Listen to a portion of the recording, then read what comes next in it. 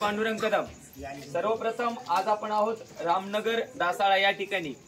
तर आमच्या गावातील जे मुस्लिम बांधव आहेत त्या मुस्लिम बांधवाच्या वतीने या ठिकाणी आम्ही ज्या आरक्षणाच्या लढ्यामध्ये जे सहभागी होते आणि जे मुंबईला या ठिकाणी आरक्षण घेऊन आणण्यासाठी जे आमचे मराठा बांधव या ठिकाणी गेले होते त्यांचा एक छोट्या खाणी सत्कार या ठिकाणी आमच्या मुस्लिम बांधवांच्या वतीने या ठिकाणी ठेवण्यात आला होता। मला या ठिकाणी खूप अभिमान वाटतो सांगायला की या ठिकाणी मुस्लिम बांधवांनी केवळ आमच्या गावात तर या ठिकाणी आमच्या सर्व मराठा बांधवांचं या ठिकाणी पेढे भरवून या ठिकाणी स्वागत केलेलं आहे आणि खूप मोठा म्हणजे असा एक कार्यक्रम सुद्धा ठेवलाय ज्यांच्यातून या ठिकाणी आमचा सत्कार केलेला आहे। केवळ आमच्या गावापुरती ही गोष्ट मर्यादित नाही तर महाराष्ट्रातील ठिकठिकाणच्या मुस्लिम बांधवांनी त्यांना ज्या पद्धतीची सेवा देता येईल त्या पद्धतीची सेवा देण्याचा या ठिकाणी प्रयत्न केलेला आहे। यातून एवढं सांगायचं आहे की काही जण जे राजकीय स्वार्थासाठी काय म्हणतायत की या ठिकाणी मराठ्यांना आरक्षण भेटल्यामुळे या ठिकाणी ओबीसी बांधव नाराज झालेत किंवा अन्य कोणते बांधव नाराज झालेले आहेत। मग मला सांगा याच्यामध्ये आमचे काही धनगर बांधव सुद्धा आहेत, काही माळी बांधव सुद्धा आहेत, त्यानंतर आमचे मित्र सुनील हिवाळे जे आमच्या खांद्याला खांदा लावून या ठिकाणी रात्रंदिवस आमच्या सोबत या ठिकाणी आरक्षणाच्या लढ्यामध्ये लढलेले आहेत। लोकांमध्ये जनजागृती करण्यासाठी रात्री 12-12, 1-1 वाजेपर्यंत आमच्या सोबत मोटरसायकलवरती फिरलेले आहेत। आणि त्याहीपेक्षा पलीकडची गोष्ट जेव्हा सेलूची या ठिकाणी मनोज जरांगे पाटील यांची विराट सभा होती त्या सभेमध्ये पाण्याची व्यवस्था आमच्या या ठिकाणी या वाघाने केली होती। मग मला सांगा जर आमचे इतर समाजातील बांधव आमच्या खांद्याला खांदा लावून लढा म्हणजे हा आरक्षणाचा लढा लढत असतील आणि त्याही पलीकडे जर कोणत्याही मदतीची गरज पडत असेल तर ते निस्वार्थपणे या ठिकाणी जर आम्हाला मदत करत असतील आणि आरक्षण मिळवून आणल्यानंतर सुद्धा या ठिकाणी एवढा मोठा भव्य असा कार्यक्रम या ठिकाणी ठेवत असतील, आपण जर विचार केला तर हा एक थोडासा एक रोज ज्यांच्या हातावरती पोट आहे अशा लोकांचा हा परिसर आहे। परंतु तरी सुद्धा आणि ज्या दिवशी आरक्षण जाहीर झालं त्या दिवशी इथं राहणाऱ्या बांधवांनी मोठे फटाके वाजवून गाजवून या ठिकाणी म्हणजे बँड बाजा वाजवून फटाके वाजवून या ठिकाणी मोठा आनंद उत्सव या ठिकाणी साजरा केलेला आहे।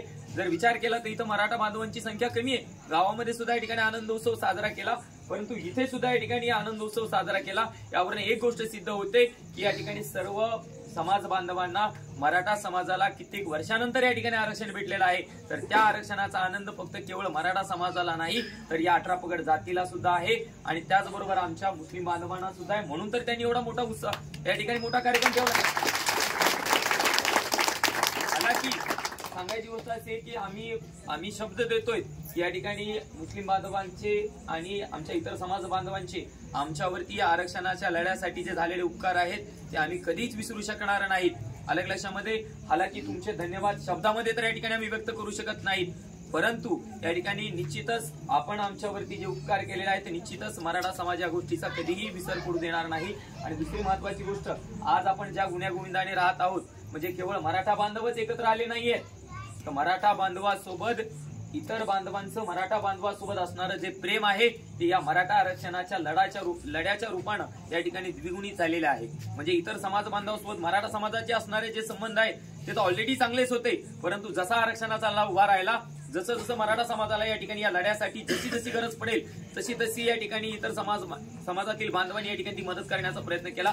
जसं की आपण पाहिलं असेल एका ठिकाणी त्याच्या ठिकाणाचं एक्झॅक्ट नाव मला सांगता येत नाही तर कितीतरी जेसीपी मधून मनोज जरांगे पाटील यांच्यावरती फुलांची उधळण माळी समाजाने या ठिकाणी केली होती। परंतु काही लोक स्वतःच्या राजकीय स्वार्थासाठी आजही आम्ही या ठिकाणी गुण्यागोविंदाने जातो, आजही एका मोटरसायकलवरती जातो, आजही एकाच प्लेटमध्ये या ठिकाणी आम्ही जेवण करतो। मग आमच्यामध्ये दुजाभाव येऊ शकत नाही। आणि दुसरी महत्वाची गोष्ट हा आनंद फक्त केवळ मराठा समाजालाच नाही तर सर्व समाज बांधवांना या ठिकाणी झालेला आहे। आणि पुन्हा एकदा या आरक्षणाच्या लढ्यासाठी ज्यांनी कोणी म्हणजे फक्त मराठा म्हणजे या ठिकाणी इतर समाज बांधवाबरोबरच आमच्या मराठा बांधवांनी ज्यांनी कोणी प्रत्यक्षरित्या अप्रत्यक्षरित्या या ठिकाणी सहकार्य केलं त्या सर्वांचं या ठिकाणी मी मनापासून या ठिकाणी धन्यवाद व्यक्त करतो।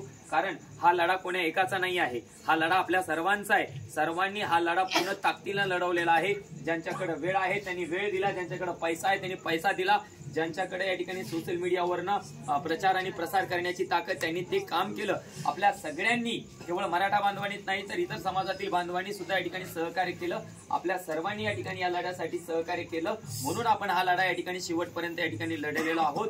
त्यामुळं पुन्हाच एकदा ज्यांनी कोणी प्रत्यक्षरित्या अप्रत्यक्षरित्या या ठिकाणी सहकार्य केलं, मी त्या सर्वांच्या या ठिकाणी मनापासून या ठिकाणी धन्यवाद व्यक्त करतो। आणि आपली ही एकजूट असंच राहावं आणि इतर समाजाबद्दल असणार आपलं प्रेम याच पद्धतीचं राहावं हीच या ठिकाणी सदिच्छा व्यक्त करतो। आणि सगळ्यात महत्वाची गोष्ट, आपण जेव्हा लढा लढत असताना कुणी मानपानाची अपेक्षा केली नाही, मला बोलवलंच नाही, माझ्याकडे कुणी आलंच नाही, असं बिलकुल झालेलं नाही। सगळेजण मानपान आमंत्रण निमंत्रण चट विसरून या ठिकाणी एकत्र आले होते आणि म्हणून या ठिकाणी आपण हा लढा यशस्वी केलेला आहे। भावांनो, फक्त विनंती एवढीच आहे की आता जास्तीत जास्त प्रमाणपत्र कसे काढता येतील त्याच्यासाठी या ठिकाणी प्रयत्न करा।